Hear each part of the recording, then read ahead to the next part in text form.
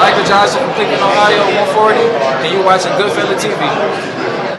All right, man. Rumors out there that they doing Chris Eubanks and Terence Crawford at 160. Eubanks retweeted the poster with a shush sign. I had some people reach out to some people about the fight. I ain't heard nothing back just yet, but it's still early though. But let's talk about it. Check out the Box Rumor playlist. Thumbs up the video, share the video, subscribe to the channel. Apparently, it could be going down in Saudi Arabia or the UK, and I doubt it's the UK because of what happened with Bomac. I wouldn't be going back there. But also something that nobody I've heard or seen pointed out is that Bomac had trained Chris Eubanks Jr. for a fight last year, and that's where he got caught up at the airport at. So Bomac, you know what I'm saying, at the end of the day, I already got some insight to know what it's trained like with Eubanks Jr. And Eubanks Jr. didn't train with damn near everybody. You know what I'm saying? He one of them dudes, kind of like Devin Haney, who trained with a bunch of trainers. Jesse Vargas is another one, trained with a bunch of trainers. And, you know, that's how they do, take knowledge from this person, that person, that person, that person, that person, that person. So, I mean, whatever works for you, I ain't knocking it at all. They just there for trainers for a good time, not a long time. So, like I said, whatever worked for you, man. But yeah, man, I got some strong thoughts. I don't really understand the point of the fight, clearly. You know, Irv was like, well, that mean he didn't duck Tim Tszyu. How does that not mean that? You know, we don't know what his WBO status is going to be. I'm not sure what Eubanks is ranked in the WBO. I can tell you right now. So Eubanks is ranked number 2 in the WBO at middleweight. So maybe Crawford could be gearing up to challenge Eubank. Maybe they allow Crawford to still hold the WBO title. Maybe he super WBO title. He challenged Tim Tszyu next. After this fight and go down in weight. Maybe, you know, he is preparing his body to go up to 168 pounds. Now, what I heard was for Canelo, the challenges for Canelo are now, you know, in September is either Benavidez or Charlo. We know it's going to be Charlo, or he's going to get released out of his contract this time. So, excuse me, that's what we do know. So, now, could they say, well, we want to work with Terence Crawford for September? They could do that. Got to remember, Eubanks is with Haley Sutherland. He's not with Eddie Hearn neither. So, at the end of the day, he ain't messing with Al for this fight probably, unless he using him to broker the deal. He ain't messing with Eddie. He ain't messing with Bob. Kathy Duva, she's still around. He doing his, you know, he probably brokering the deal with the Saudis himself. And, you know, Chris Eubanks on his side, Katie Sutherland probably brokering the deal for him. So, the only thing I could think of is this fight. Either he gunning for a title fight at 160 after this. Eubanks is number 2, so maybe he be going after Eubank after this fight, or going after any other middleweight titles. 1 and 2 can be true. 1 and 2 could be true. 2, he could be, you know, preparing his body for Canelo. So he can still be preparing for his body to go up to 68 to fight Canelo. And he could be preparing to fight a champion at 60. Because if Canelo not committing to fighting him in September, then maybe it's a commitment in 2025. So he fight Eubanks, probably get a title shot versus Eubank or Lara or something like that. Then he move up and fight Canelo Alvarez. I think that 1 and 2 could be the case. 3, he could be fighting Chris Eubanks, and then he can come back down and still probably have his WBA status. Challenge Tim Tszyu, and then maybe go back up, challenge the 60-pound champion, then go back up and fight Canelo. Or, you know, he can go, you know, challenge Eubanks Jr., then possibly go down, challenge Tim Tszyu, get the title from Tim Tszyu if he can beat him. If he can beat Eubanks, I don't think it's an if, and I don't think it's a sure thing when you're dealing with weight. Then, you know, probably go back to 60 and get a title and call it a day, you know. Or he can go Eubanks, title shot, Canelo, or he can go Eubanks. Well, let me say this: Eubanks middleweight title shot.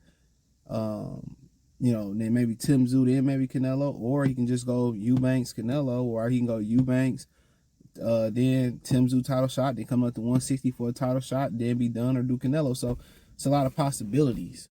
You know, kind of when you start speaking on all that type of stuff and whatever the situations may be, as far as, you know, the possibility, I don't think this rules out the Tim Tszyu fight. Tim Tszyu was told to me by somebody close to the situation, and you can tell by the way Tim Tszyu answered the question at the press conference. They was talking to fight Crawford, and they gave him the opportunity. You fight Thurman, then Errol Spence get the winner. Funny thing about it is, if Thurman win, then Errol Spence and Thurman will be for a non-title fight. So, but it was told to me that he chose to go with Thurman, then get Errol Spence. That's why he kept saying, I'll fight Errol Spence. He kept throwing Errol Spence's name in the mix at the press conference. So, at the end of the day, so this doesn't rule out the Tim Tszyu fight. Because if Tim Tszyu is one of the most active fighters, so Tim Tszyu can fight in March, and then him and Crawford can still fight in the summer. So Crawford actually can wait around for Tim Tszyu. You know what I'm saying? And maybe Crawford don't think he gonna win. Crawford did just say, didn't he say you can go out the Tszyu Thurman winner? So I think what they probably guessing is Crawford to fight Eubank sometime in the summer, and then in the fall, early fall, he probably, if I'm a betting man, in early fall, he probably gonna challenge the Tim Tszyu. Because let's say he elected to be the WO super champion, right? He still can challenge Tim Tszyu as the mandatory. So they ain't stripped him just yet. So we got to see kind of the logistics of it, but they technically ain't stripped him yet. So we got to wait and see. I expect him to relinquish the belts or be stripped of the rest of the belts if you go up to 60. But they might have just or go ahead and grant him the Super WBO, and he might just be taking Eubank. So he might come back down and fight Tim Tszyu. But if what I heard correctly, it's already in the works of Tim Tszyu to fight Errol Spence after this. If he beat Thurman or the Thurman and Tszyu winner fight Errol Spence, then probably they cut Bud out the deal. Because you got to understand, the sanction belt bodies, they move by the cash. But then again, that particular one don't really fuck with PBC like that. So I wouldn't rule out you seeing Bud fight Tim Tszyu after this. I wouldn't rule out you seeing Bud fight Canelo after this. I wouldn't rule out Janibek or any other middleweight titleist. But if I was a betting man, I think he gonna gun for 5 divisions. 35, 40, 47. I still think he get 54 division first. And I think he gonna gun for the 60 after that. So I think him and Eubanks at 60 could be a catch weight. Don't be surprised if it is a catch weight. And then I think after the 160, then I think he gonna go back down. I think he could probably possibly go back down and fight Tim Tszyu and then probably, do his thing. But he probably gonna try to be a 5 division champ, title holder, and probably try to challenge, and Todd De La Hoya 5 division. So I can see that happening, but I don't think it's easy. But one thing I will say is they got an inside track on Eubanks. Bomac worked with him, even if it was just for a camp. So they probably feel confident they can beat Eubanks. But Eubanks, he can crack, and Eubanks is highly athletic. This is not a guy whose speed, he's a highly athletic fighter. So I don't think it's 100% sure Crawford gonna win this fight. Anytime you tinker in with weight, you know what I'm saying, and you moving up, and this dude ain't the most skilled guy. And when you move up in weight, you want to beat dudes with speed and skill, S&S. It's the skill and the speed. So in the athletic department, Eubanks is a really good athlete. He reckless as hell. He make a lot of mistakes. So we gonna see in there. I don't. Anytime you jumping up 1 or 2 weight classes, especially you going from 47 to 54 and 60, because the gloves become 8-10 ounces now. So the guys get physically bigger. Eubanks a guy that's fought as high as super middleweight. So the thing about it, that's a dangerous fight. Now if he's fighting a big, strong guy who was a good puncher, you'd be like, well, Crawford probably just gonna, outskill him and outspeed him and outcraft him and all that stuff. But you fighting an athletic guy. Now this motherfucker make a lot of mistakes though. Square up. But the bigger you are, you can take those chances. So Crawford gonna have to prove that he can hurt Eubanks. Or Eubanks gonna try to walk right through him. But the problem with walking right through him is that Crawford is a very, very sharp counterpuncher. So the mistakes he make, his feet all over the place, the squaring up, the dropping the guard, Crawford is going to just be looking for those openings. And Eubanks is a very aggressive fighter, so Crawford is probably going to try to cheat him like Albanesian. So, but it's an intriguing matchup. The conventional wisdom is he preparing his body to get ready for Canelo Alvarez. That's what people believe. But why not just retire on top?